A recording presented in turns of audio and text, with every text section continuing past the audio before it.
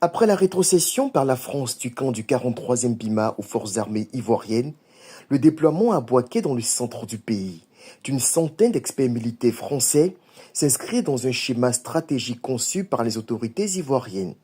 Selon Tenebi Raima Ouattara, ministre ivoirien de la Défense, ce personnel militaire aura à charge la formation et le renforcement des capacités opérationnelles de l'aviation militaire ivoirienne.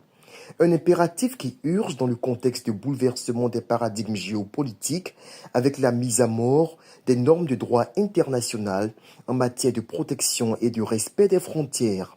Moscou a donné le ton en Ukraine depuis 2014 et cette tendance pourrait se prolonger dans la sous-région ouest-africaine avec à la tâche des manœuvres esclavagistes russes africains installés au pouvoir dans le Sahel, non pour enrayer le djihadisme, mais pour assouvir des desseins impérialistes.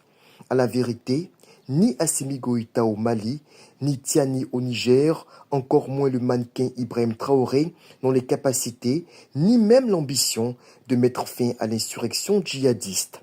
On le sait désormais. Leur principal objectif, c'est de s'emparer de la Côte d'Ivoire en servant de relais propagandistes et militaires à leur nouveau maître d'Orient.